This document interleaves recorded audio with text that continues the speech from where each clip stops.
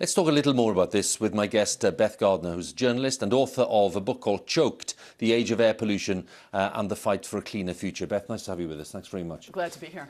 This initiative, the ULEZ as it's known, yes. What's it going to do? Well, it's, as you have reported, £12.50 charge on diesel, particularly vehicles that don't meet certain standards coming into London. I think that Sadiq Khan and the government of London would rather people sort of upgrade to cleaner vehicles than pay the £12.50. But I think that gets, and I do think this is a significant move. I think it is the most significant and really the only significant step on air pollution in this country, not just in London, for more than a decade now. But I think the fact that it's having to be done the way it is actually speaks to a larger failure. This is being done at a city level. Sadiq Khan is responding to what he calls a health emergency. It is really a crisis. Up to 9,400 Londoners every year dying from the dirty air that we're all breathing here. But the reason why he is having to act in this way is that the national government, for very many years now, has neglected to address this issue. In fact, they've put, it seems, more of their time and energy into fighting off court cases, trying to get them to act, than into actually doing something about the problem. If it were addressed at a national level by the national government with the resources and the powers that they could bring to bear, it could be done not only more effectively, more comprehensively, and on a wider scale, but also more equitably, because the national government, the UK Treasury, has the resources to fund some sort of a diesel scrappage scheme to help people who, most of them in good faith, bought diesel. Is particularly the issue, as you know. These diesel cars, up until 2015, are seen as the very, very polluting ones, and they are very polluting other than the newest ones.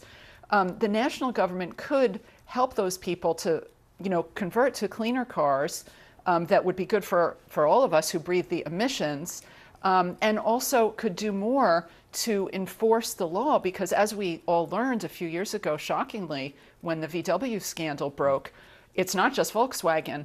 Almost all of the manufacturers of diesel, these cars are emitting over the limit, not by a little bit, but by a factor of 4, 6, 8.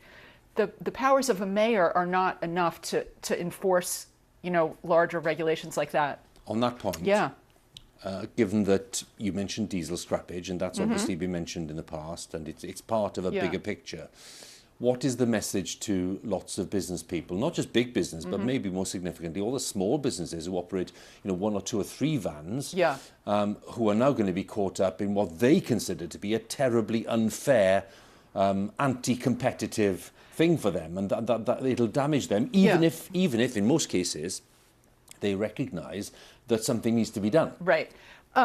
It's an absolutely fair question. Who is going to bear the burden? Who is going to pay the cost? And I think that this debate is only going to get sharper over the next year and a half as the zone expands out. Now it's central London.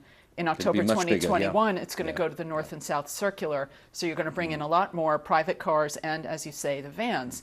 I think when it comes to, who bears the burden, as I say, if it were done at a national level, it could be done more fairly. Sadiq Khan is sort of using the levers that are available to him.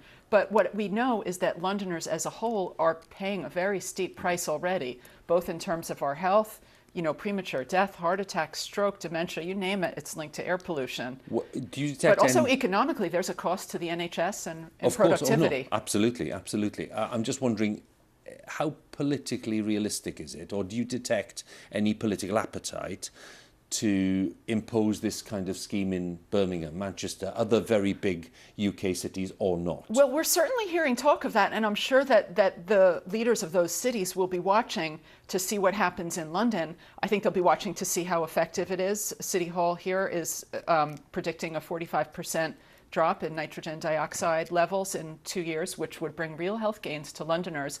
But I imagine that these leaders in other cities are also going to be looking to another date, which is May 2020, the mayoral election, to see how Sadiq Khan fares, because I think there will be those, even in his own party, who will try to use this as a cudgel against him.